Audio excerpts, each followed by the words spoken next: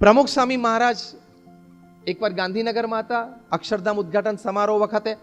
એ વખતે બોમ્બે હોસ્પિટલના બહુ જ મોટા કાર્ડિયોલોજિસ્ટ ડોક્ટર ગુરુમુખ સાજનમલ સૈનાની GS સૈનાની પ્રમુખ સ્વામી મહારાજને મળ્યા.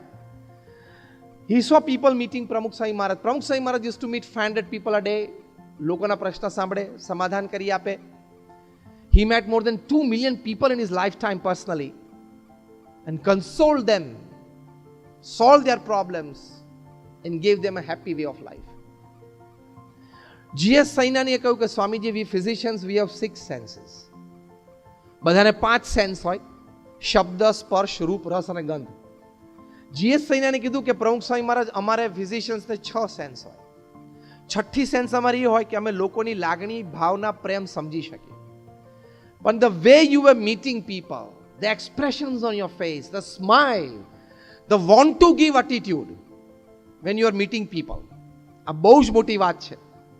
The want to give attitude when you are meeting people, that when I saw on your face, even my 6th sense could not pick up the love, the compassion with which you are meeting people. એટલે આ human skills, soft સ્કિલ્સમાં આ યાદ રાખજો, જે પણ વ્યક્તિને તમે મળો, પ્રેમથી મળવું, સ્માઇલથી મળવું, એમાં કંઈ લેવા દેવાનું તો છે નહીં, એમાં કંઈ લઈ નથી લેવાનું, કંઈ આપી નથી દેવાનું. તો આ સોફ્ટ સ્કિલ્સ થોડીક આપણે ડેવલપ કરવાનો ચોક્કસ પ્રયત્ન કરવો જોઈએ. બીજી એક પાર્ટ ઓફ પર્સનાલિટી છે, try to adjust yourself to situations and circumstances, which is a very big skill. That will give you excellence from exams. Academic qualification to exams માંથી કરી લીધું. Thereafter excellence માટે always remember, try to change what you can change and then enjoy. Things that you can change, change it and enjoy. Things that you cannot change, accept it and enjoy more. Keep that attitude.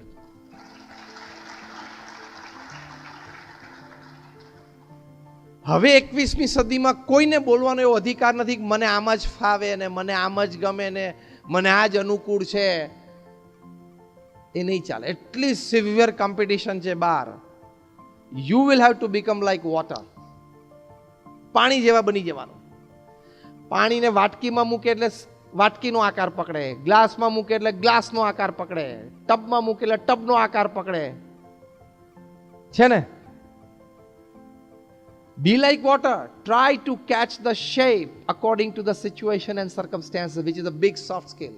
Exam to excellence માં સંજોગો, પરિસ્થિતિ જે નિર્માણ થાય ને, એ જોવાનું કે હું ચેન્જ કરી શકું છું તો ચેન્જ કરી લેવાનું to suit you. And if you can't change, then you adjust yourself. Adjustments, acceptance and compromise is part of life. AAC.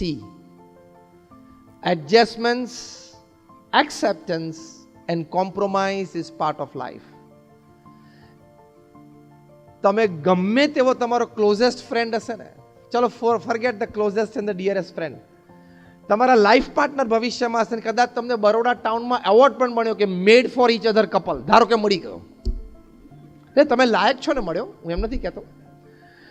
Made for each other કપલનો તમને કદાચ અવોર્ડ પણ મળી ગયો, તો પણ ઇટ્સ અ 60-40 કોમ્બિનેશન.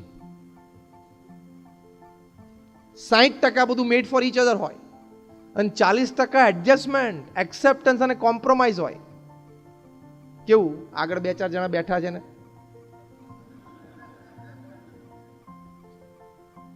કોઈનું પોતાનું ધાર્યું કાયમ થતું નથી, ઘરમાંય નહીં ને ઓફિસમાંય નહીં. તારામાં બહુ વિલ પાવર હોય ને તો એક દિવસ તારા શેડ્યુલ પ્રમાણે તું દિવસ જીવી બતાવો. હું તો આ મોટા મોટા કોર્પોરેટ્સને ચેલેન્જ કરું છું કે સવારે 7 વાગે તમે તમારો દિવસનો શેડ્યુલ બનાવ્યો કે મારે 10 વાગે આ કરું, 10:30 આ કરું, 11 વાગે આ કરું, 2 વાગે આ કરું, 5 વાગે, એ આખો દિવસ તે જે સવારે નક્કી કર્યો પ્રમાણે જીવી બતાવો. કોઈ નથી કરી શકતું. 60-70% પહોંચે એટલે બહુ જ સારું કહેવાય. કારણ કે ઘણી બધી વસ્તુ તમે નહોતી ધારી એવી ઊભી થાય, લોકો નહોતા ધારે એવા મળવા આવી જાય, કંઈક ઇસ્યુ ઊભો થાય, ક્લોઝ ફ્રેન્ડ હોય ને નિયર એન્ડ ડિયર વનમાં કંઈક ઇન્સિડન્ટ બની ગયો, તારે હોસ્પિટલ રશ થવું પડે, વોટ એવર.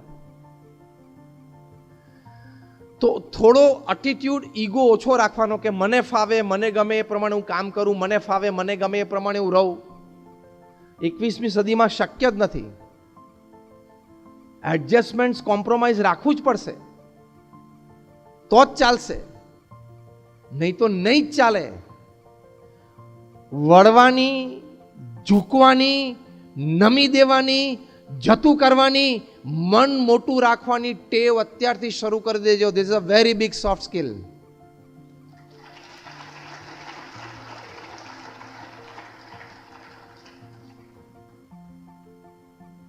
અમારા ગુરુ યોગીજી મહારાજ એક સરસ વાત કરતા. જ્યારે પૂર આવે ને ત્યારે મોટા મોટા ઝાડ છે ને મૂળિયામાંથી ઉખડી જાય, અને નારી પેલી ઘાસની દ્રો હોય ને એ પૂરનું પાણી એની ઉપર આવે એટલે નમી જાય, પાણી ઉપરથી ફરી વળે, પાછું ઓસરી જાય એટલે પાછી બેઠી થઈ જાય. એના રૂટ્સ બહુ ડીપ નથી, પણ એ પૂર ખમી જાય છે અને 100 વર્ષ જૂના ઝાડ 20 ફૂટ ઊંડા મૂળ એ ઉખડી જાય છે. એનું કારણ શું? કે અડગ રહે છે અને આ દ્રો છે, ઘાસ છે, નમી જાય છે.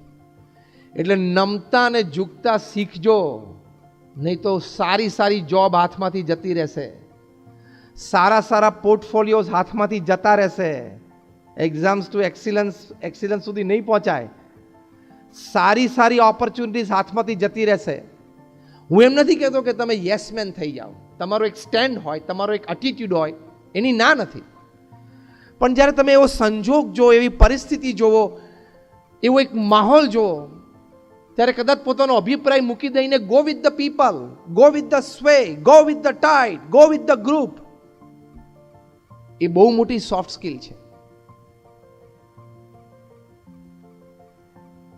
એટલે સર્કમસ્ટેન્સીસ એન્ડ સિચ્યુએશન્સને અનુકૂળ થઈ જવાનું, મગજમાંથી કાઢી જ નાખવાનું કે આ મને ફાવે કે ન ફાવે. બધું મને ફાવે જ.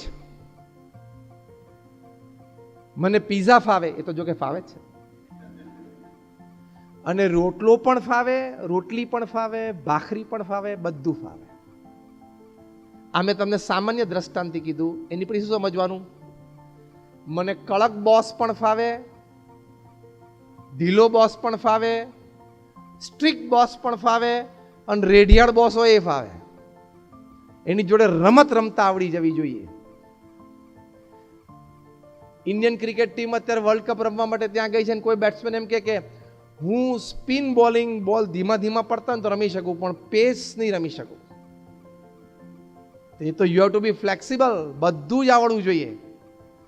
પેલો 19 વર્ષનો પાકિસ્તાનનો સ્પીડસ્ટર છે, આ વખતે ટીમમાં છે. ઇઝ બોલિંગ એટ 150 કિલોમીટર્સ પર આવર, 100 માઇલની ઝડપે બોલ નાખે છે. 19 વર્ષનો છોકરો છે. If he goes then is going to create havoc world કપમાં. જો એ ચાલી ગયો, એની લાઇન લેન્થ ચાલી ગઈ, તો very difficult for top order batsman of any country. અમે તમને એટલા માટે વાત કરી કે જીવનમાં બધી સિચ્યુએશન આવશે, બધી પરિસ્થિતિ આવશે. You have to be flexible like water. You have to be multi talented, multi soft skill possessions with you, કે you will adjust and compromise with things, circumstances and people. પ્રમુખ સ્વામી મહારાજ એક વખત સાહજિક બોલેલા કે મને બધી વ્યક્તિ સાથે, બધે ઠેકાણે, બધે ફાવે. આ એક સૂત્ર લઈને ઘરે જજો. This will create excellence after your exams. મને બધી વ્યક્તિ સાથે, બધે ઠેકાણે, બધે ફાવે. એનું મતલબ નથી કે બધી વ્યક્તિને આપણા ક્લોઝ ફ્રેન્ડ્સ બનાવી લેવાના છે, પણ જ્યારે જેની સાથે કામ કરવાનો અવકાશ આવી ગયો, યુ ગોટ માય પોઈન્ટ, જ્યારે જેની સાથે કંઈ કામ કરવાની એક વાત આવી ગઈ, તો એને એડજસ્ટ થઈને એકવાર કામ પૂરું કરી નાખવાનું, એ સ્કિલ. પ્રમુખ સ્વામી મહારાજ ન્યુયોર્કમાં હતા, નાની રૂમ હતી, કોઈ કહ્યું કે આ રૂમ બહુ નાની છે. પ્રમુખ સ્વામી મહારાજ કે નાની રૂમ હોય તો બહુ સારું, પાવર ઓછો બળે. એક જ અઠવાડિયા પછી ટોરન્ટો હતા, room was spacious. Somebody said કે સ્વામી આ spacious room, this is good, spacious room જોઈએ. સ્વામી કે આ સ્પેશિયસ રૂમ હોય તો સારી, વધારે લોકો બેસી શકે. Attitude. Small room is also good, a spacious room is also good. It depends upon your mindset. It depends upon your mindset. Circumstances, situations, I tell you, even climates, And scores of natures of people won't touch you if you decide to have the attitude of adjustments, acceptance and compromise. तो soft skill सीख जो.